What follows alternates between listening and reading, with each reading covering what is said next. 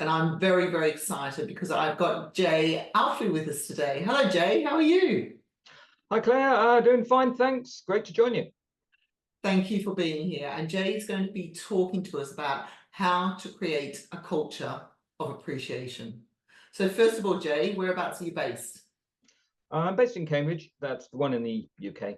The I one always in have to the say UK it. with that lovely university. So just tell us, Jay, a little bit about your experience and where what you do. That would be great. Sure, I work with tech companies who are typically working through the scaling phase post-startup. So they've navigated all of those initial startup challenges and they've found their first customers and their market fit. But then they're finding that scaling brings a whole new set of problems, and it's usually problems around achieving repeatable delivery. So they've got some major customers. Those major customers are typically bigger than they are and often need them to deliver on time despite being really small.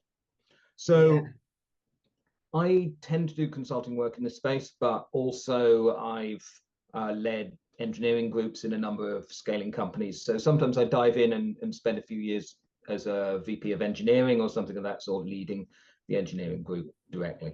And then before I did the work with startups and scale ups, I spent 16 years at the semiconductor IP company ARM, where I led the process delivery function.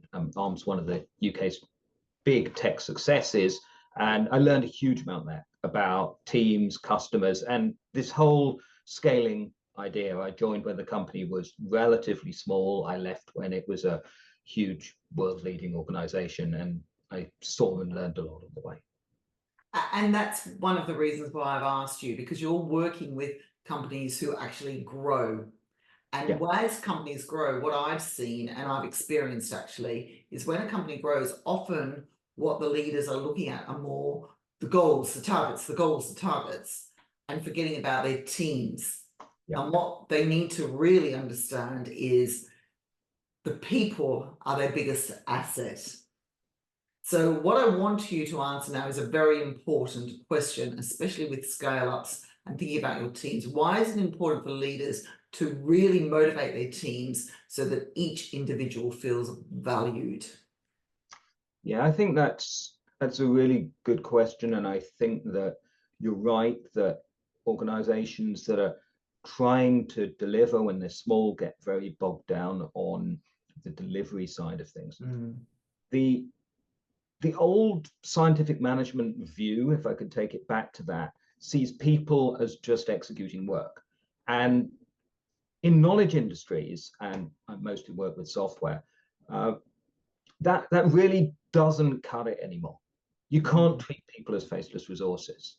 Um, there's just a lot more to that, and the individuals themselves become far more crucial to organizational value. They can't really leave their individuality and personality at home. And there's a sort of obvious reason why you need to value individuals, and that's in tech industry and software particularly. It's really hard and expensive to find and hire good people, and so it's really expensive if you lose people, then they get demoralized, undervalued, and they leave. Then that's a problem, but that's not really the key problem. The key problem is far more that in software development, where individuals are so important, undermotivated people fundamentally generate less business value. Yeah.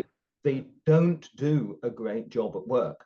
And it's the kind of industry where that matters, where people's motivation and their interactions and the personality that they bring to work makes a huge difference, and especially so in these small scaling organizations where there aren't that many people and every individual one is having a real impact on the organization. Yeah, that's such a good point. And that actually goes hand in hand with the positive intelligence coaching I'm doing, because in that coaching, what really comes out of it is how leaders can motivate their teams and have more positive teams, especially when they're growing. Yeah. And you've actually mirrored that there. So do you have any tips for leaders on how they can actually motivate their teams when they're growing so that they keep their teams, because their teams will want to stay because they feel valued? Yes, and I think the area that I would really zoom in on and focus in on is around psychological safety.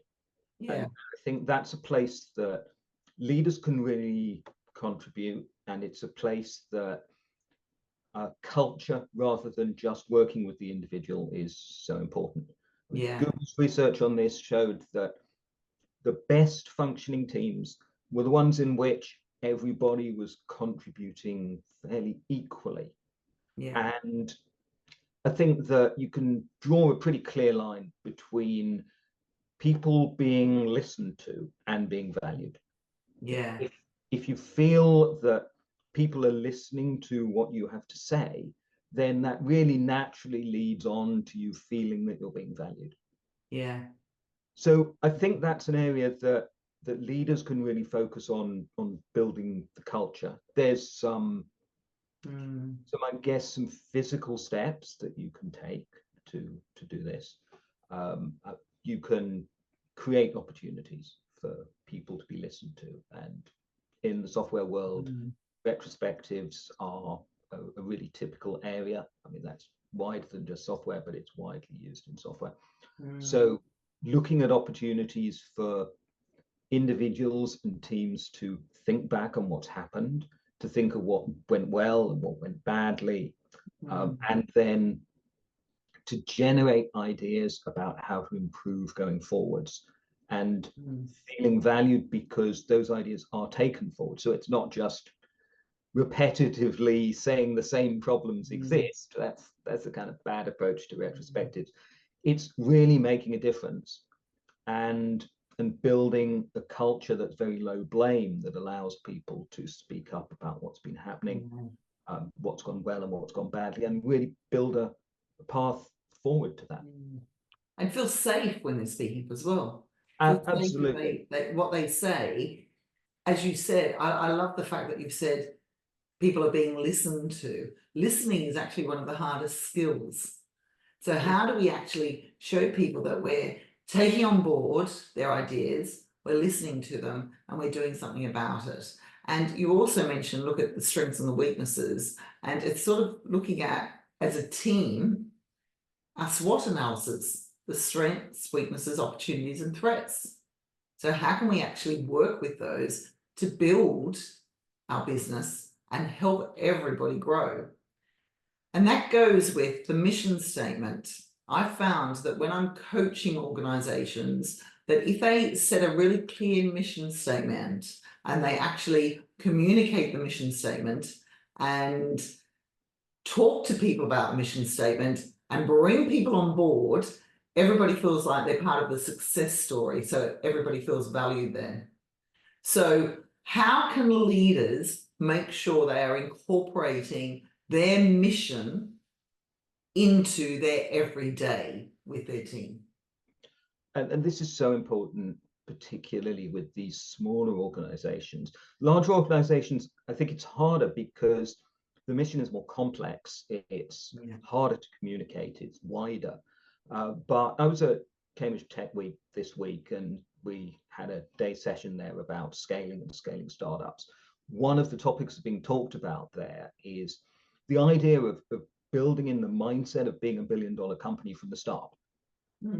That some of these startups are starting with such a clear vision that although they know that they haven't got a lot of resources to start with, they're still thinking themselves as a $1 billion company that just doesn't happen to have very many people in the room yet. And I think building that idea into the culture is absolutely great. And with small companies, startups and scale-ups, you can have a really laser-sharp vision of the purpose of the organization. What is the mission? What is the benefit that it's going to be bringing? How is its technology going to be changing the world? And I think that's incredibly powerful. I think focusing on success is something that you can do all the way through different aspects of how you work. You know, Amazon famously did this with the working backwards approach. The idea that when you introduce some new feature or some new product, you start with the press release of what is this going to be for everybody? Why is this going to be so great? And you write down what success looks like at the beginning, and then you know what it is that you're working towards. Yeah.